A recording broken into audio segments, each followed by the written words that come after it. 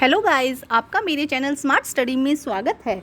आज हम शिक्षा निदेशालय की तरफ से दी जाने वाली कार्यपत्रक नंबर 2 करेंगे, जो कि क्लास 7th की है और विषय है विज्ञान। ये वर्कशीट 9 अप्रैल 2021 की है। स्टूडेंट्स बहुत कंफ्यूज हो रहे थे पहले की वर्कशीट में और अब की वर्कशीट में, क्योंकि उस समय ये वर्कशीट नंबर 10 थी और अब ये वर्कशीट नंबर 2 है। सिर्फ चैप्टर चेंज हुआ है कि पहले दूसरा चैप्टर करवाया जा रहा था, अब दूसरा चैप्टर करवाया जा रहा है। तो इसी कन्फ्यूजन को दूर करने के लिए न्यू वीडियो बना दिया गया है। और वर्कशीट अगर देखी जाए तो वर्कशीट एकदम सेम है, वही क्वेश्चन वही आंसर है। तो आइए देखते हैं प्रकाश संश्लेषण, स्वपोषण। सबसे पहले देखते हैं स्वपोषण। पोषण की विधि जिसमें जीव अपना भोजन स्वयं तैयार करते हैं उसे स्वपोषण कहते हैं। तो देखो, पोषण की वह विधि जिसमें जो जीव हैं वो क्या कर रहे हैं, अपना भोजन स्वयं बना रहे हैं। जैसे कि पौधे अपना भोजन स्वयं बनाते हैं, इसे हम स्वपोषण कहते हैं। उदाहरण के लिए हरे पौधे स्वपोषण करते हैं। तो ध्यान से सुनो, हरे जो पौधे हैं वो अपना भोजन खुद बनाते हैं। सूर्य के प्रकाश से, कार्बन डाइऑक्साइड से वो क्या करते हैं, जल द्वारा वो अपना भोजन खुद बनाते हैं। तो इस प्रक्रिया को हम क्या कहते हैं, प्रकाश संश्लेषण। और इसे क्या कहा जाता है, स्वपोषण, खुद का पोषण, अपने लिए खाना खुद बनाना। परंतु वे ये कैसे करते हैं, ये करते कैसे? अब ये एक बहुत बड़ा क्वेश्चन है, यहाँ पे डायग्राम के थ्रू समझाया गया, हम समझेंगे। पहले हम यहाँ देखते हैं क्या लिखा गया है। पत्तियां पादप की खाद्य फैक्ट्रियां होती है। पादपों में खाद्य का निर्माण पत्तियों में होता है।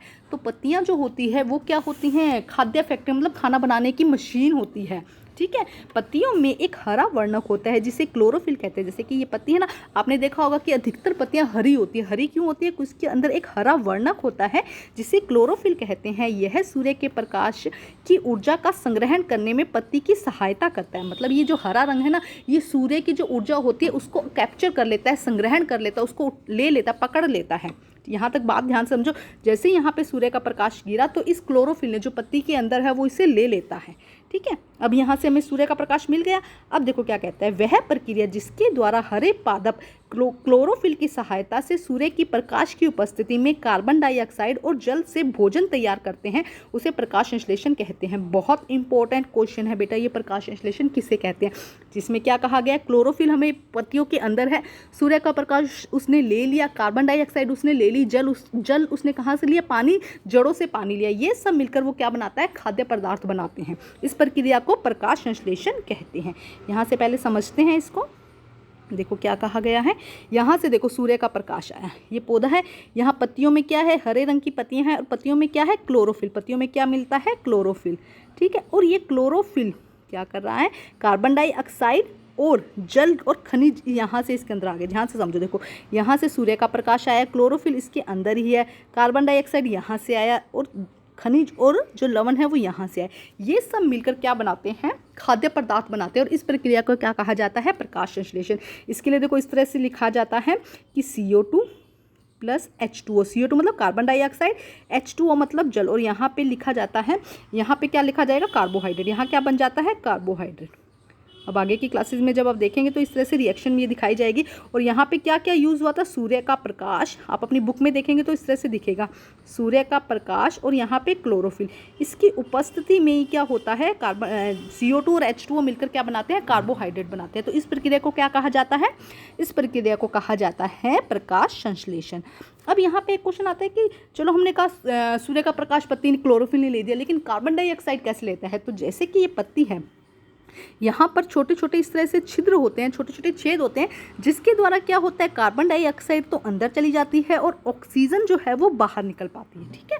तो देखिए, हवा में कार्बन डाइऑक्साइड पत्तियों की सतह पर मौजूद छोटे छिद्रों के माध्यम से लिया जाता है। यहाँ पे छोटे छोटे छिद्र होते हैं जिसके माध्यम से कार्बन डाइऑक्साइड को अंदर ले लिया जाता है। और इन छिद्रों को स्टोमेटा या रंध्र कहते हैं। इन्हें क्या कहा जाता है, स्टोमेटा या रंध्र कहा जाता है। अब आगे देखिए क्या कहा गया है, जल एवं खनिज वाहिकाओं द्वारा पत्तियों तक पहुंचाए जाते हैं। यहाँ से जड़ों द्वारा लिए गए और ये जड़ों के द्वारा क्या होगा, ऊपर तक जड़ों, यहाँ पे बीच में वाहिकाएं होंगी, छोटी छोटी वाहिकाएं मतलब कि छोटी छोटी पाइप्स होती हैं, जिसके द्वारा यह मिट्टी से अवशोषित करके यहाँ तक पत्तियों तक पहुँचाया जाता है।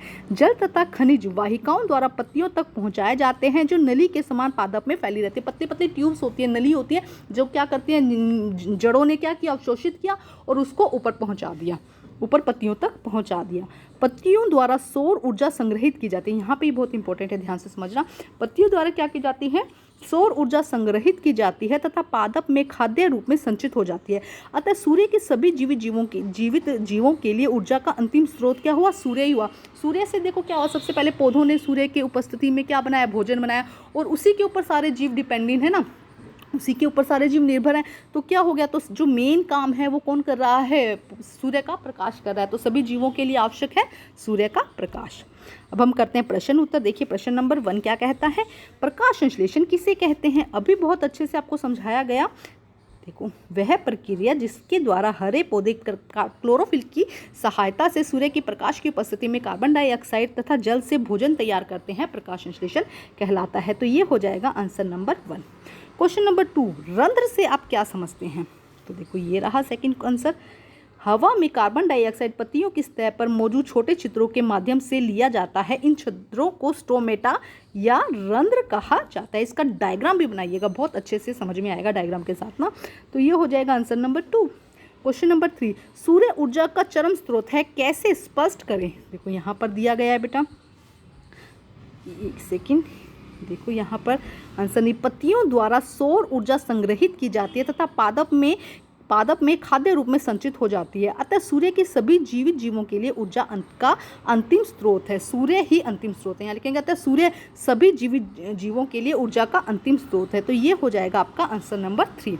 अब हम करते हैं क्वेश्चन नंबर 4। पत्तियां पादप की खाद्य क्या है? फैक्ट्रियां होती है। देखो यहाँ पे लिखा गया है, तो ये हो जाएगा आंसर नंबर 4। खाद्य फैक्ट्रियां होती है, पत्तियां पादप की खाद्य फैक्ट्रियां होती हैं। तो आज की वर्कशीट कंप्लीट होती है। वर्कशीट पहले जो थी वही सेम है, बट कन्फ्यूजन ना हो इसलिए दोबारा करा दी गई है। तो वर्कशीट कीजिए, अपनी जो वर्कशीट है उसको कंप्लीट कीजिए, अपने टीचर से चेक करवाइए, और प्लीज़ मेरे चैनल पर बने रहिए। मेरे चैनल को लाइक कीजिए, सब्सक्राइब कीजिए और शेयर कीजिए। Thank you.